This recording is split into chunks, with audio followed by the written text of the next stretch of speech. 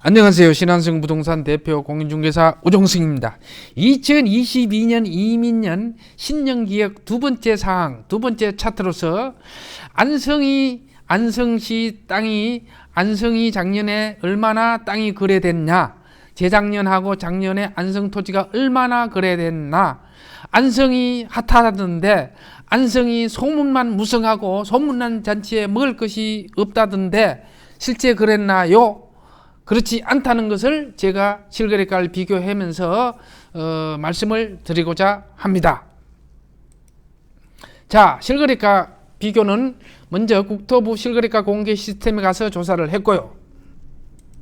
그 다음에 엑셀 파일로 된 파일을 내려받아서 제가 표를 작성을 했습니다. 먼저 표를 보시기 전에 안성은 행정구역이 3개동 1개업 11개 면입니다. 1개업은 공도고요. 3개동은 안성 1, 2, 3동이고 나머지 면입니다. 이 중에서 제가 8개 면을 발치를 해서 비교를 했는데 주로 동안성 쪽입니다.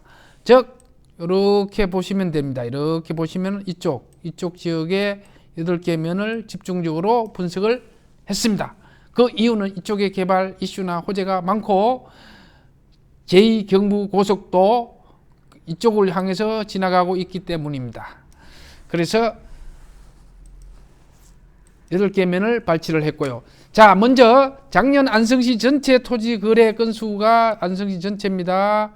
작년에 12,000건이고 재작년에 9,300건이고 1년에 약 3,300건이 늘어났고 36%나 늘어났습니다. 36%.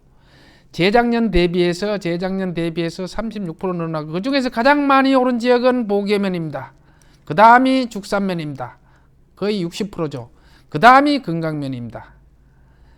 그 다음에 8개 면 중에서도 의외로 줄어든 데가 있습니다. 이게 고산면입니다. 그 이유가 뭔지, 어떻게 해서 올랐는지 그 이유가 뭔지를 차근차근히 말씀을 드리고자 합니다. 자, 먼저 고산면. 고산면은 유일하게 안성에서 땅값이 줄어든 데인 겁니다. 땅값이 아니고 땅 거래량이 줄어들었습니다. 안성시에서 고산면은요, 쌍지리 쪽은 이미 이쪽은요, 토지거래 허가로 많이 묶여 있고요. 여기는 대단히 죄송한 얘기지만 축사도 많습니다. 고산 저수지점은 농림지역의 농업보호구역입니다. 기타 지역은 땅값이 많이 올랐다고 볼 수 있는 지역입니다. 왜냐? 이 고산면은 용인의 원삼 쪽 있죠. 원삼 여기 쪽입니다. 원삼 SK 반도체 클러스터 발 땅값이 가장 먼저 영향을 받은 지역입니다. 땅값이 이렇게 내려오죠. 그래서 고산면이나 이쪽 변이 가장 먼저 시작된 지점에 있었죠. 그러다 보니까 초기에 땅값이 상당히 좀 올랐죠. 그러다가 여러 가지 요소에 의해 가지고 제약 조건에 의해서 땅값이 밑으로 내려오다 보니까 그 후로부터는 땅값이 조금씩 땅 거래량이 줄어드는 것 같습니다. 그 다음 보계면이 작년 안성시 11개 면 중에서 가장 많이 거래가 늘어났죠. 60% 이상 되는데 그 이유가 뭘까? 다 아실 겁니다. 다 아실 것 같으면은 그 첫 번째 바우더기 IC가 있죠. 그 옆에 고산면에 바우더기 IC가 있고 그 다음에 보계면에 안성맞춤 IC가 있습니다. 그 다음에 남풍리에 그 유명한 삼성부지 땅이 있습니다. 이렇다 보니까 보계면이 상당히 그 거래량이 활발했죠. 땅값은 제가 뭐라고 얘기했습니다. 위에서부터 밑으로 내려온다 그랬죠. 아파트도 그래요. 제가 아파트 지역에서 아파트를 한참 할 때 보면은 그 원인을 분석해 보면은 대한민국의 아파트 값은 강남 아파트를 지른지로 해서 쭉 내려오면은 분당, 일기 신도시, 그 다음에 판교, 그 다음에 요즘 강교, 그 다음에 뭡니까? 이쪽으로 내려오면은 이동탄, 동탄, 그 다음에 평택, 뭐 이런 순서로 내려오듯이 땅값도 이렇게 내려옵니다. 그 원인은 방금 설명했던 대로 원삼 SK 반도체 126만 평을 발로 해서 땅값이 이렇게 내려왔죠. 바우더기 IC가 있죠. 제2경부 안성맞춤 IC가 있죠. 이 두 개가 전부 다 보계면에 있습니다. 그 다음에 그 소문무성한 남풍리 삼성생명부지가 보계면에 있습니다. 이러다 보니까 작년에 거래량이 제일 많이 늘어났던 것 같습니다. 남풍리는 면적도 안성시에서 서너 번째 안에 들어갑니다. 이 면적입니다. 그래서 보계면이 많이 늘어났다. 그 다음에 보계면에서 늘어난과 동시에 도로가 확장됐죠. 이 325번 국지도가 원삼을부터 이렇게 해서 안성까지 이렇게 지금 확장되고 있고요. 그 다음에 306번 지방도가 고사모수에서 저기 저 삼주까지 연결되는 도로 이 부분도 확장되고 있고요. 그 다음에 간선도로이긴 하지만 남풍신곡간 도로도 2차선으로 확장되어 있습니다. 도로 확장과 더불어서 개발 이슈가 많고 원산발 땅값이 내려오면서 보계면을 거쳐서 내려오다 보니까 보계면이 거래량이 많았던 걸로 판단이 됩니다. 그 다음에 금강면입니다. 금강면은 안성시 면적 중에서 제일 크다 그랬죠? 13% 정도 되는데 안성시 전체 면적에 금강면은 그 전통적으로 가장 큰 호수인 금강호수가 있을 뿐더러 제2경부고속도로 안성금강 IC가 여기에 들어옵니다. 그 다음에 보계면이긴 하나 안성 맞춤 IC 곁입니다. 그 다음에 안성 벤스 골프장이 금강면에 있습니다. 그 다음에 보계면 동신리이긴 하나 산업단지 48만 평 곁입니다. 안성은 도심하고도 가깝습니다. 그렇다 보니까 안성의 거래량이 작년에 30% 정도 늘어났습니다. 그래서 우리는 방금 설명했던 대로 다시 한번 설명드리지만 안성 금강면이 많이 거래량이 늘어난 이유는 안성 금강 IC가 공사를 하고 있고 안성 맞춤 IC가 보계면이긴 하나 안성 금강 IC 옆에 안성 맞춤 IC가 들어오고 안성 골프장이 있고 금강호수 개발을 하고 개발함으로 인해서 도로가 벌써 보상이 끝났죠. 요 도로가요. 보상 끝났습니다. 동신리 산단이 48만 평이 안성 금강 IC 옆이고 안성 도심하고 가깝고 해서 안성의 거래량이 30%가량 늘어났습니다.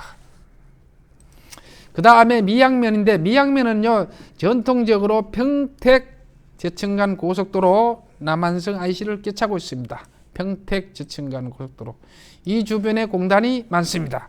그러다 보니까 미양면은 꾸준히 이 재작년 대비해서 26%가 늘어났습니다. 다음 서운면은 안성의 남단 끝자락인데 서운면은 서운면에도 안성 뭐가 들어옵니까? 입장 서운 IC가 들어오죠. 제2경부고속도로. 이 부분 때문에 아직은 크게 오르진 않았지만은 거래량도 크게 늘어났지 않지만 재작년 대비해서 18%가 늘어났습니다.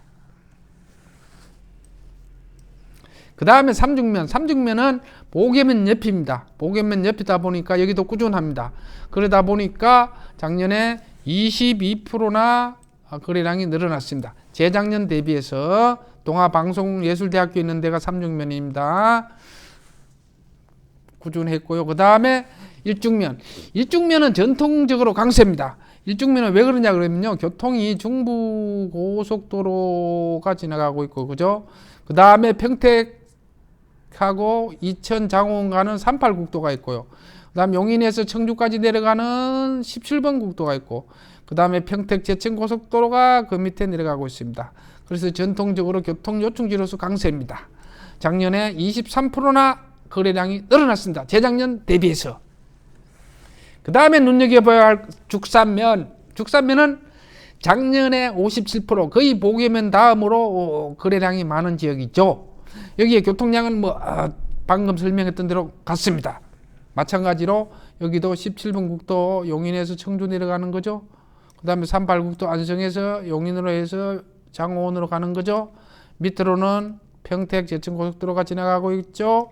그 옆으로는 중부고속도로가 내려가고 있습니다. 죽산면인데 이 지역인데 여기에 늘어나는 이유는 죽산 관광단지 때문에 그런 것 같습니다. 자, 죽산 관광단지 일죽 IC로부터 5km 이내 40만 평대입니다.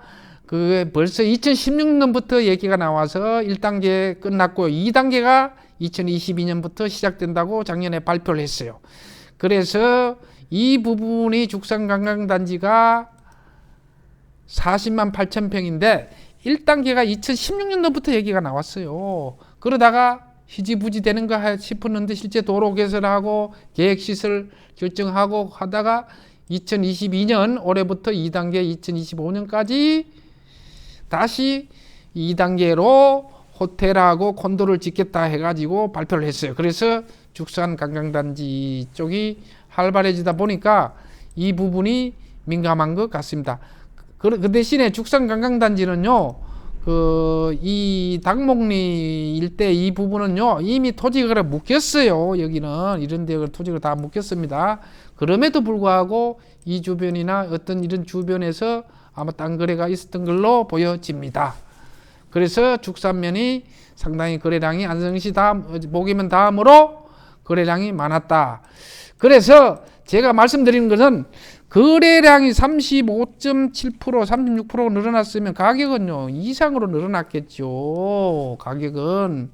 그런데 어떤 분은 혹자는 그렇게 얘기할 수 있어요. 지금 금리가 올라가고 대출이 제한되고 개인 대출이 안 되는데 거래가 되나요? 솔직히 잘은 안 되지만은 오히려 그동안 관망만 하고 우후죽순으로 관망만 하시던 그런 그 시대보다는 그런 분들은 지금 수면 아래로 잠겨 있는 듯 합니다.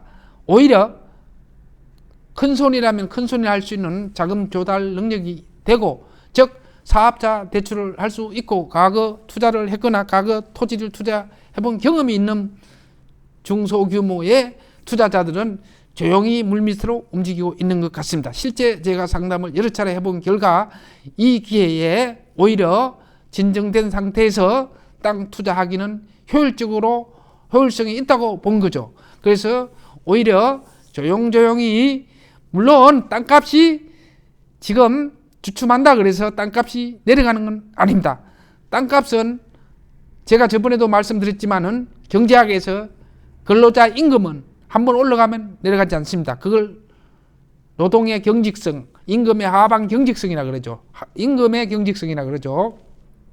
그래서 땅값도요, 주춤한다 그래서 땅값이 결코 내려가지 않습니다.